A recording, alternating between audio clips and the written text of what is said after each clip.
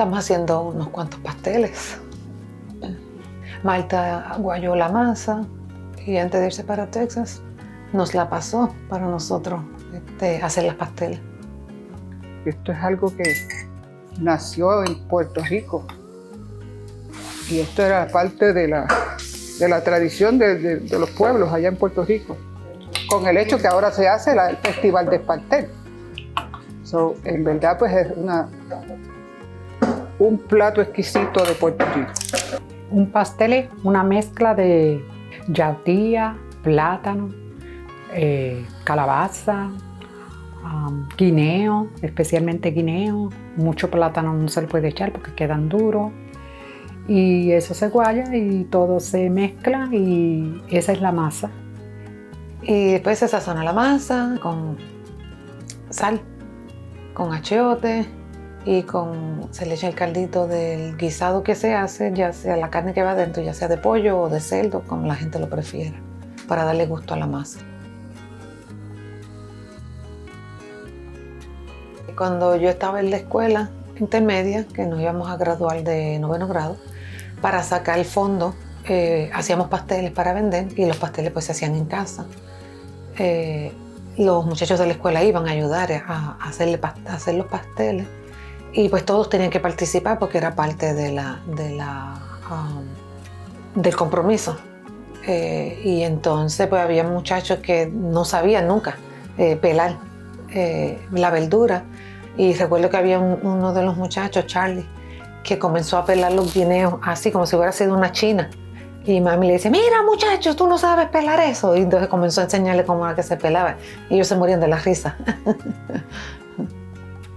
Le añaden carne, hay gente que le pone garbanzo, hay gente que le pone habichuela.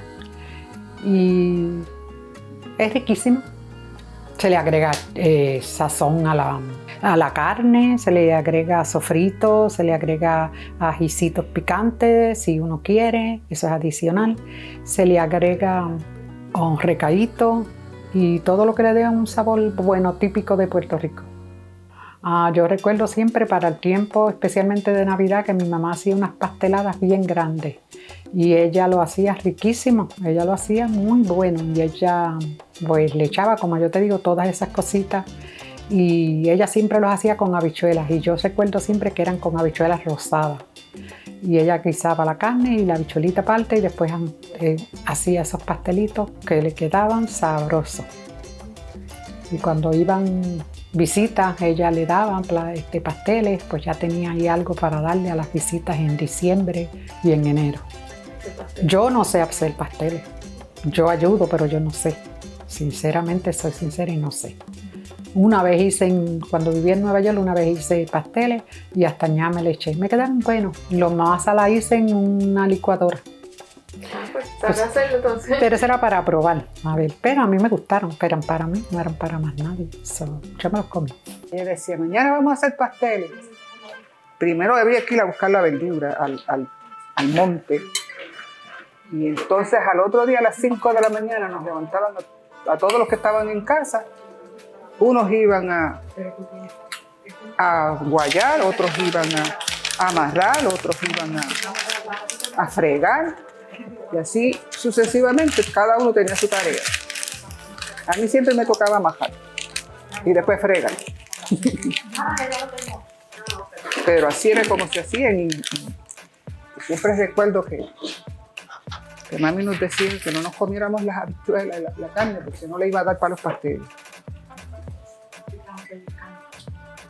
Y así la pasábamos nomás, riendo, charlando y riéndonos y haciendo pasteles. Terminábamos el día muerto de cansado, pero valía la pena porque al otro día comíamos unos pasteles, pero pasteles, que aquello eran pasteles. Aquí estamos nosotros tratando. Las generaciones deberían de seguir esto porque esto nos ajunta y nos recordamos de nuestros tiempos, de tiempos pasados y eso es bueno seguir recordando. Es importante porque, por ejemplo, si nosotros decimos que somos puertorriqueños, debemos de saber las tradiciones, las comidas, todo aquello que nos ayude a la cultura, a conocer la cultura puertorriqueña. La tradición de hacerlo juntos, en grupo, se disfruta. aunque tú no lo hayas hecho antes, tú vas a sentir van a venirte unos sentimientos diferentes.